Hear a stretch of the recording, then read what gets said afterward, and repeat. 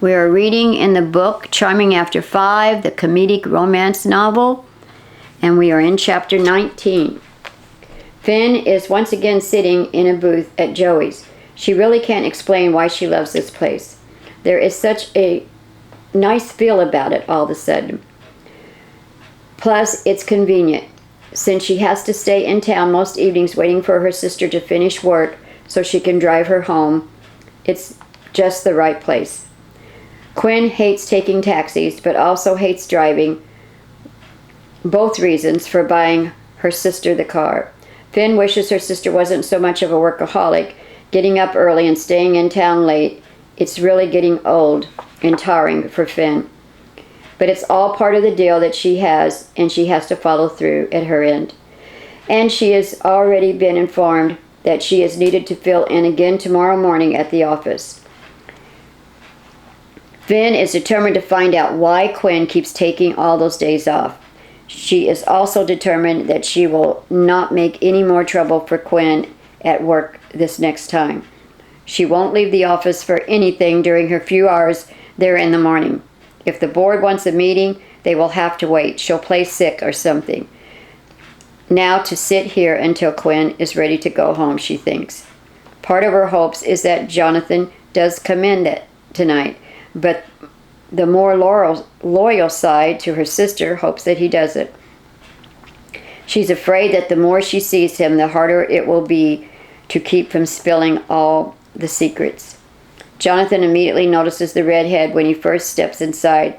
He and Stacy part, and they go to sit on a stool at the counter where she could be close to Bernie, while Jonathan walks straight over to the booth to meet who he thinks is Quinn.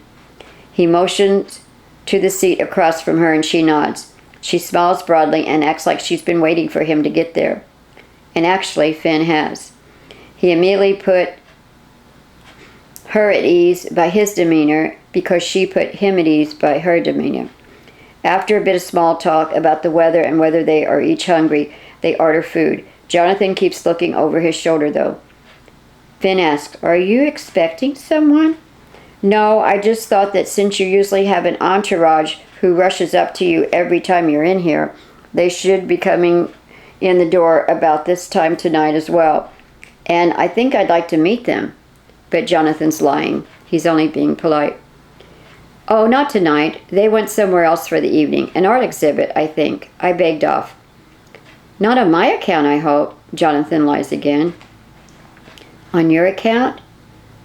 Was that a type of an accountant joke?" Jonathan chuckles. He likes that she's showing him her witty side. "Well, you're quick, and I like that. And you seem to be interested in what I have to say." Jonathan looks around. "When we're in here like this, after hours anyway." "Oh, I see. I can be a real bee at the office, right?" Finn asks, knowing the answer, having lived with her sister all of her life. He laughs nervously. "Is that a trick question?" "I wouldn't say that, not exactly." Jonathan's sweating now. She stares him down but says nothing. Jonathan knows he should be completely honest or she won't take anything else he has to say seriously. Their meals are delivered to the table and they begin to enjoy Bernie's cooking. Both make small talk again and comment on the flavor and spices that Bernie used. Jonathan can tell something is kind of off, though. He relents. "Okay, confession. Yeah, maybe she is a little bit of a bee." Her demeanor changes. "Is that such a bad thing, though? And if so, what is your advice about how I should handle that?" She eyes him intently. "Right. You could sit down one day and have a nice long talk with yourself about interacting in a gentler way with your subordinates." What?" she questions. "Your subordinates. You know, those little peons that are in fear underneath your fountain pen." Jonathan prays he doesn't regret this total honesty choice of words. "Oh, I see. That needs to change too, does it? I thought we weren't supposed to be discussing our working relationship after work." Jonathan wants to change directions. No, I think it's best to just lay your cards out on the table, Jonathan. This table, as a matter of fact. Tell me like it is. I can take it. Her words say one thing, but her attitude is not lining up.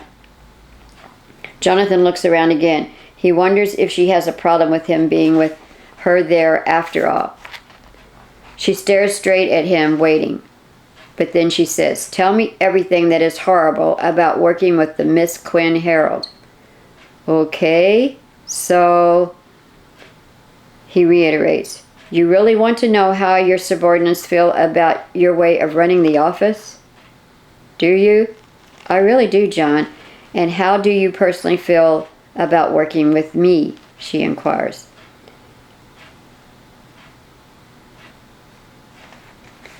"I love accounting. I love what I do. I like that Stacy is my assistant. I like her a lot, too. I walked her over here to see Bernie tonight." He looks over their way at the counter. "Probably going to be a nightly thing for Stacy Babes now. For them, at least." She looks over at the counter, too, and sees that Bernie's flirting with Stacy through the pass in the wall where he flips, chops, and plates customers' food orders. She likes the couple and wishes that they could all spend more time together. But Finn doesn't know how that would be possible, if ever. Jonathan continues, "But if I'm being totally honest, you make it practically impossible to enjoy working at Westin Mutual.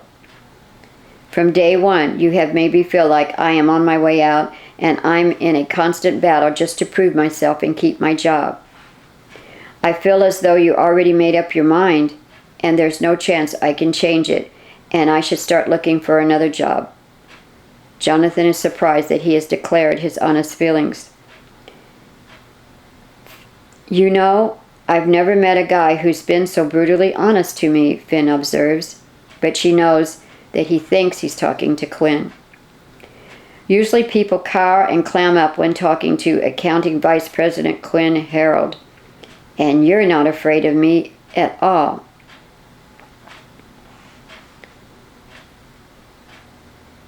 "Are you not afraid of me?" Finn challenges him. "Quinn, I am not sorry for speaking my mind and telling you the truth. I simply would like to get to know you better, but it's kind of difficult, you know. At my end of this scenario, you have the advantage here. You've made all the rules at work and rules here. Maybe some rules should apply, and then maybe some shouldn't.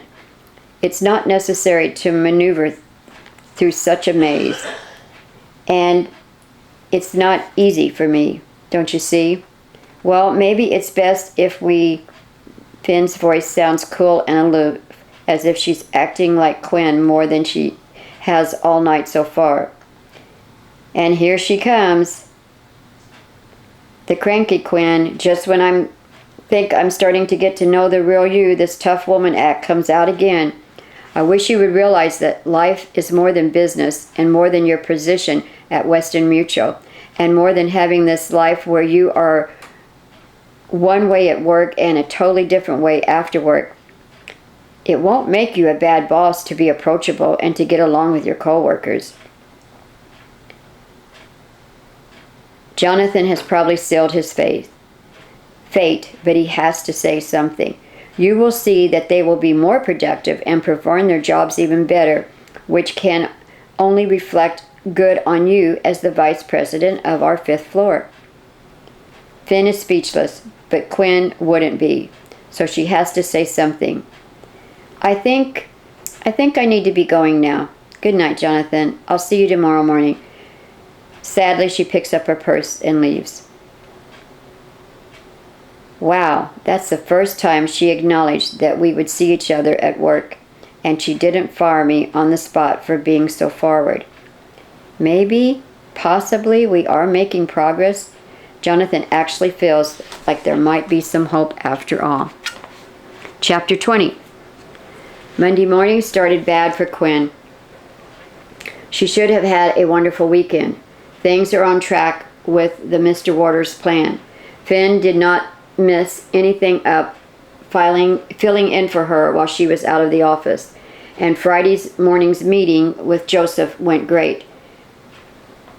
and was a stress reliever, and she left feeling like a future with him might not be as bad as she had previously convinced herself concerning all men.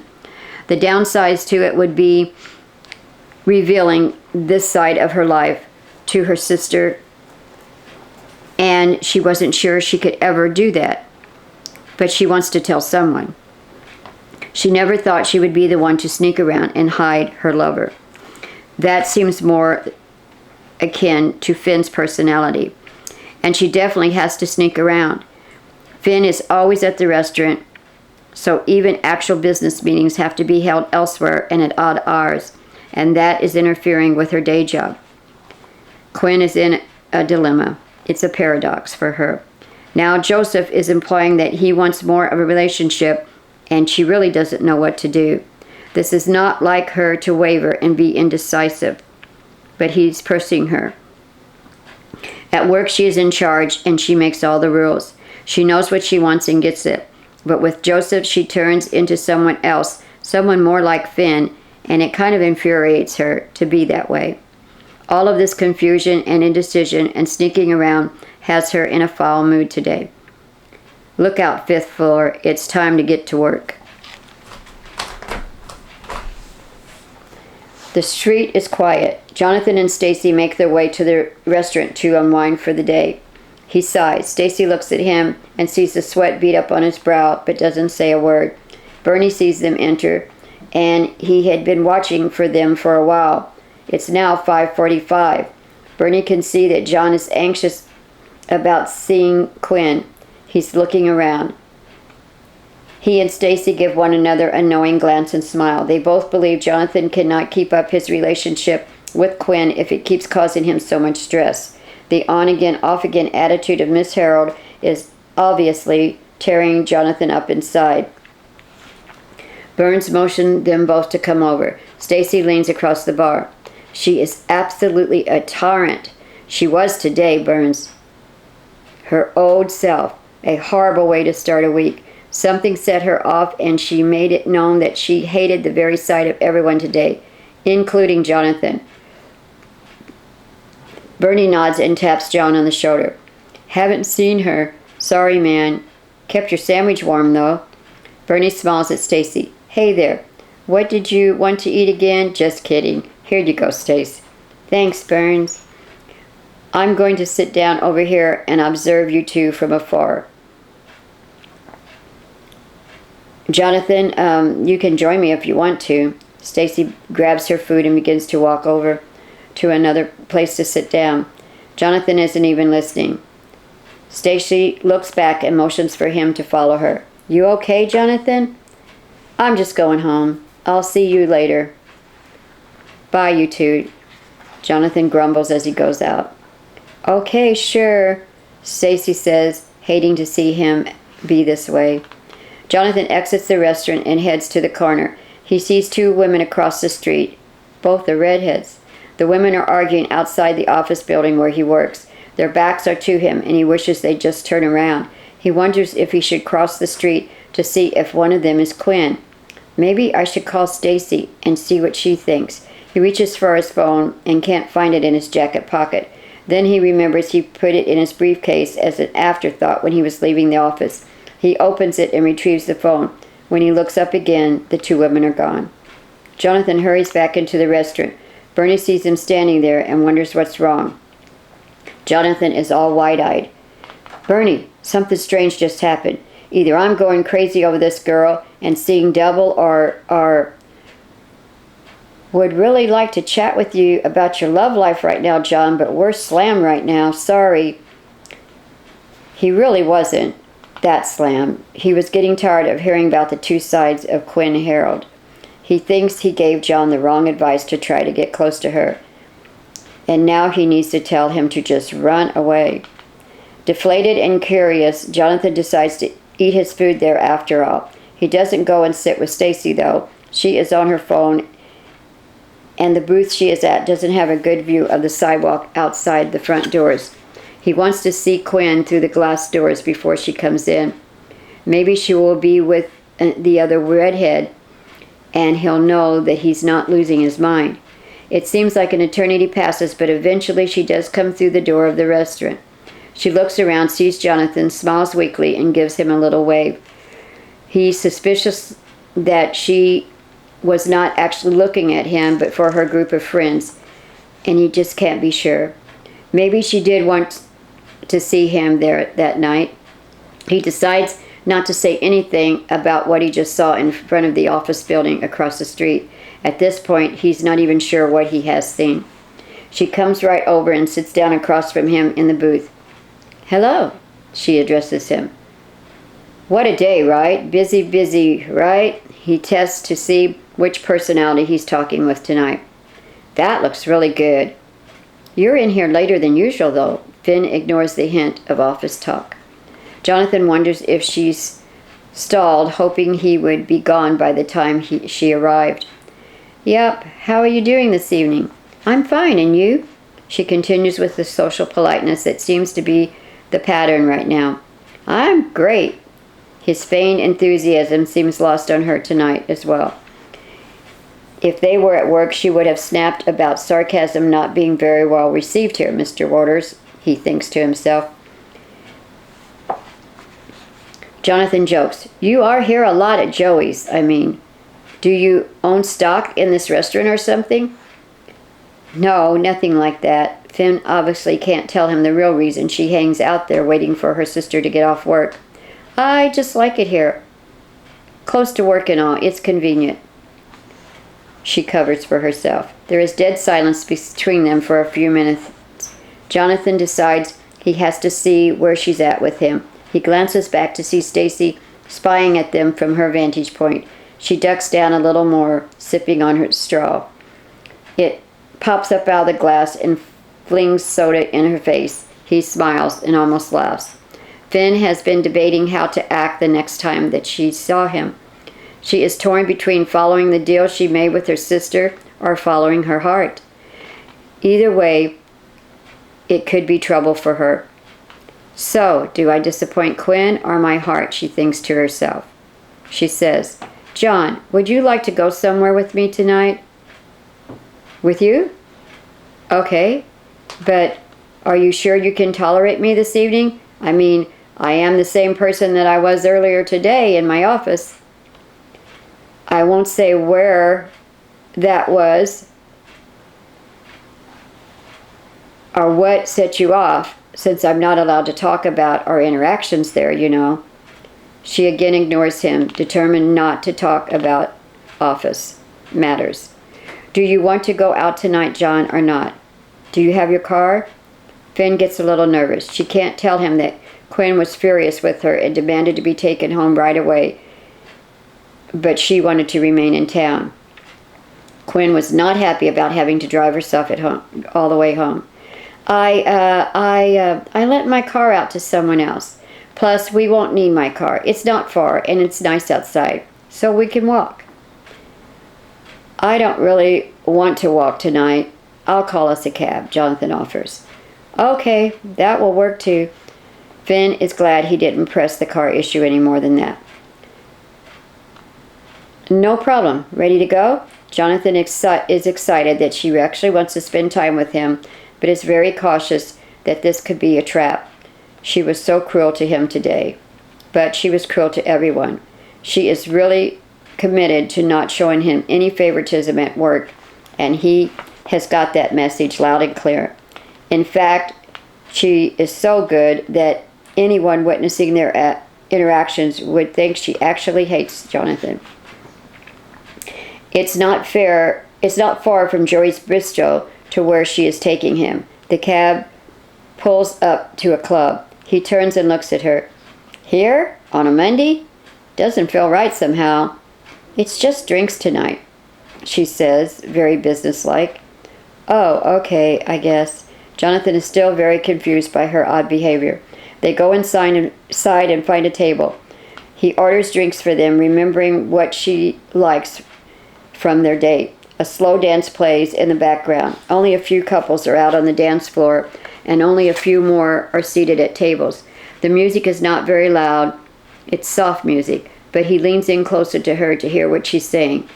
"See? It's really slow on a Monday night. I come here sometimes when I need a change of scenery. Meaning when she needs to put some space between her and her sister, and Joey's is too close to the office. Wait, I'll be right back. She walks towards the DJ stand and talks with the person behind the counter. Jonathan thinks maybe she's requesting a song, but then notices that she's heading up the steps to the stage. Her comment from her date night about singing at Dream Downtown pops in his head. And he never asked her about it, but he wondered. This is such an unexpected side of her. The Carmel Quinn is heard singing in her office from time to time, but in public, in front of a room full of people, and now in front of him? Will he ever understand her? No one else has signed up for a singing spot, so she heads straight to the stage. She has a feeling that this will only cause trouble for her when Quinn finds out, but she hasn't had the opportunity to sing much lately, and she really misses it. As she sings, she looks straight at Jonathan and hardly takes her eyes off of him. It happens to be one of his favorite songs, too. After she finishes, he stands in applause. Someone hollers at him to just sit down. Finn returns to the table. So, you just keep surprising me. You are an amazing singer. I won't lie to you. I'm very shocked that you like to sing in public. I developed an idea of who you are, and then out of nowhere, you go and shock me again. I don't think I know you at all. Jonathan shakes his head. Does it bother you that I am like this way, away from the office? Would you rather have Miss Herald here with you now? She asks and smiles. No, I love this side of you. I wish this side would make an appearance at work more often, he reassures her. When you are like this, nice and all, like here, like now, your staff really appreciates it, and they enjoy their work environment much better. He knows it's a risk to again talk like this. It is work talk, and that has been forbidden, but also because she is in such a great mood right now, he hates to go and ruin their evening.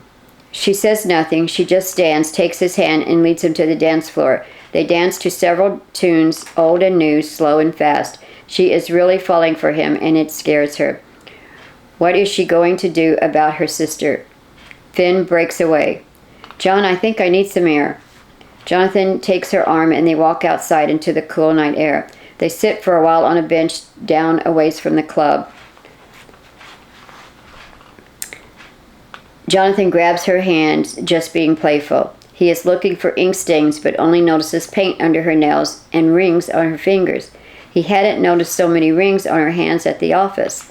He thinks to himself, most women dress up when they go out, right? Nothing odd about jewelry after work hours. So does she keep a jewelry box in her office or in her purse at the office and then gets all dolled up for heading to Joey's across the street? And what about changing her clothes? Why would she bother? Maybe it's just a girl thing, but it seems out of character for Miss Herald. And what's up with paint under her nails? She mimics the Beatles. You wanna hold my hand? You wanna hold my hand? You do sing very well. I recognize that song, the Beatles, right? Really, you could make a CD, he suggests. I do have a demo, all original songs too. And you write music also? Again, he is so shocked at Quinn Herald. Yes, hard to imagine, is it? Finn answers without thinking. There is very little Quinn in her behavior tonight. You have no idea. Jonathan is still holding on to her hands. You can tell a lot about a person by their hands. My dad's hands are rough and callous. Dad works with his hands. He's an electrician. He begins to inspect her hands more closely. And you... So you're an artist? You sing and paint, I think? Yes? Yes, you're definitely a painter. Am I right? How did you know that? She's getting lazy and not keeping up with any pretense of being like Quinn. You have paint under your fingernails. That kind of gave it away, Jonathan confesses. Finn admits, oh, very smart. I like a smart man. I like a smart man a lot. Of course you do, he lies through his teeth. From day one, he saw her as a man-hater who loathes men who think they are smarter than women. She leans over and gives him a little kiss on the cheek to show her approval of him and his intelligence. Yeah, I like smart a lot. Jonathan says, I can do smart. He takes the hint, leans in, and kisses her on the lips. She doesn't resist, but responds willingly. He does not linger with the kiss, though. He doesn't want to press his luck with her. He sits back and looks for her reaction. She smiles with her eyes closed, and he realizes he's not about to get fired, so he leans in for a long and passionate kiss. Later, they're riding in a cab heading towards her townhouse once again. He didn't want to leave her that evening, so he insisted on riding with her to her house. Finn is suddenly acting very nervous. Twice, she begins to say something, but can't seem to get the right words to come out. Is everything okay, he asks. Sure, but I should just go ahead and apologize ahead of time, Finn answers. For what? This night has been nearly perfect. No apologies needed. Jonathan lays on the charm. The cabbie looks in his rearview mirror at Jonathan and winks. He watches to see if they are going to kiss, and then has to swerve to keep the car on the road. Jonathan says, Hey, watch it there, fella. And he wonders what she could be referring to. So, you're apologizing for... What? Well, I would like to ask you in, but I can't, she explains. You won't get any pressure from me. It's a work day tomorrow. I understand. I've kept you out way too late for a weeknight. She hurriedly answers a question he didn't ask. It's my roommate, you see. She doesn't like strangers barging in on her unannounced. Enough said. I completely understand, Quinn. He looks at her. She turns sideways and looks very serious. She seems so different. The Miss Herald from work wouldn't allow a mere roommate to dictate her visitors. Maybe it's a relative or something that's staying here with her. It seems out of character for Quinn to even have a roommate. She is intelligent, works hard, and can easily afford her own place. So having a roommate is probably not due to needing help with her rent. Something is not right, but he is pleased that it does seem they're getting to a point that she is more willing to open up to him and treat him with respect as an equal at least. But Jonathan is always waiting for the other shoe to drop where she's concerned. They pull up front to her townhouse, and Finn waits while Jonathan gets out and comes around to open her side of the cabbie door. So, see you tomorrow evening, maybe? She feels awkward not knowing how to end that evening. She has crossed the lines tonight and wonders if she should just go for it or back up and repair some of the damage to Quinn's plan. How about tomorrow morning? Remember, another work day? Jonathan smiles when he realizes she's back to separating the two lives again, but he wants to get past that for both their sakes. Wait, no. Wednesday evening. I have something I really have to do tomorrow evening. Okay then, sounds good to me. Jonathan is very agreeable. He leans in the car window and speaks to the cabbie. Will you wait, please? I'll be right back. Just going to walk this lovely lady to her door. Sure thing, mister. Take as long as you like. My meter's still running wild, just so you know. They go up to the walk and stand on the porch at the front door. Thank you for singing for me tonight. I really enjoyed it, Jonathan says, stalling for time, not wanting to leave her company. Sure thing. Well, good night. Until Wednesday? Finn reaches for the doorknob. You do know that chances are very high. You do know that chances are very high that we will see each other sooner than that, right? He smiles. Oh, right. Well, until then. She goes up on tiptoes to give him another little kiss on the cheek. He moves over slightly, stealing a quick kiss on her lips. With a smile, she slips inside and immediately closes the door behind herself. He stands on the porch for a few seconds more. Finally, Jonathan stuffs his hands in his pockets and sighs. Their relationship is moving far too slowly to his liking, and he's not happy that everything he learns about her contradicts the things he had just learned the previous encounter with her. Jonathan gets into the cab. He's very confused. The cabbie chuckles. Not getting very far very fast with that redhead. Excuse me? Lost in thought, Jonathan doesn't hear everything the cabbie is saying. Remember me, my friend? I was your cabbie the other night when you had on a tux. A few days back, came to this very same address with the very same redhead. It only seems like she's the same redhead. Jonathan leans back in the seat. The cabbie laughs like he's heard the best joke ever. I heard a man say once, you need to love a woman for her personality because they have like 10, so you get to choose which one at any time. Jonathan laughs, but wishes his life didn't resemble that joke so closely. Yeah, you're telling me. So what happened? It's a long story and complicated. Jonathan doesn't have the energy to retell everything tonight, and especially not to a stranger. Wait, I've heard that line before too. He takes off his cap and scratches his head. I think it was a movie. Yeah, it was a movie. And life is not so complicated, fella. Pretty darn predictable if you ask me.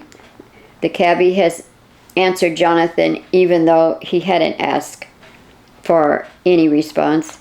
Jonathan scoffs at the cabbie's remarks. Seriously, life and love relationships are not complicated? Give me a break. No, it's true. It's all cultures. True. In all cultures.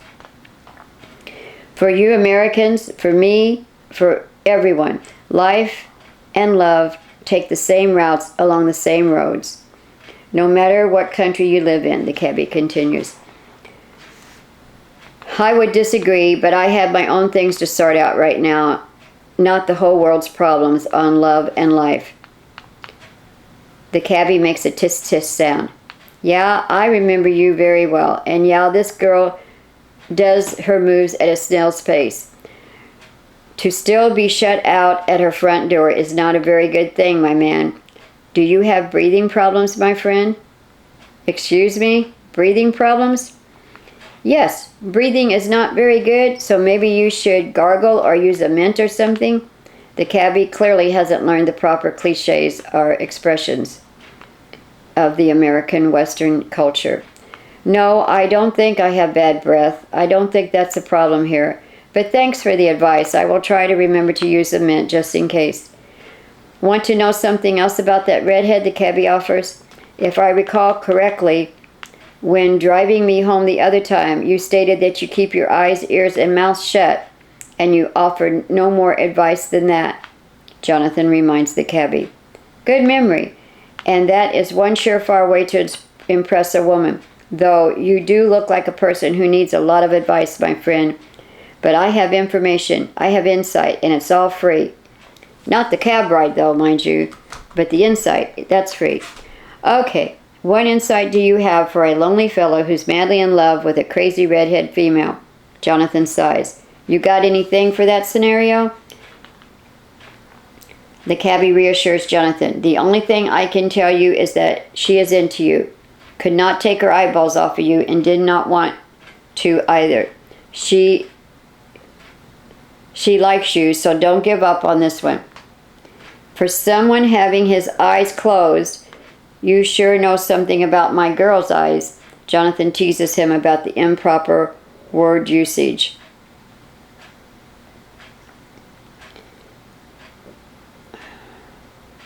But thanks, that is encouraging. I appreciate this. Jonathan thinks a moment. Hey, you don't just say this to guys to get a bigger tip, right? The cabbie shouts like he's been shot. I am insulted. When it comes to loving women, I would never dishonor the code of men.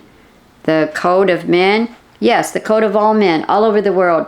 Granted, guys may lie about their all-night love encounters, but they tell the truth about a girl loving a man. It's too important to each of them. That is the code of men. The cabbie defends himself. Code of men all over the world, you say? Jonathan is amused.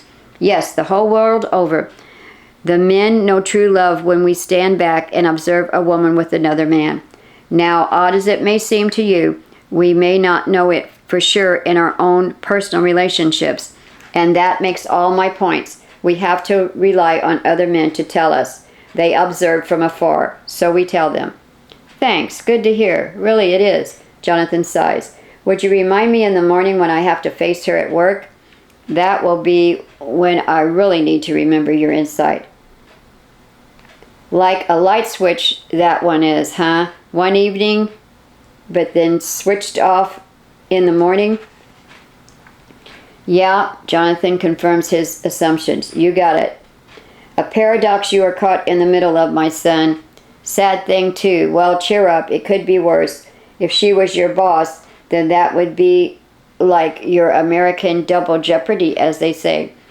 Just be thankful that situation isn't the case.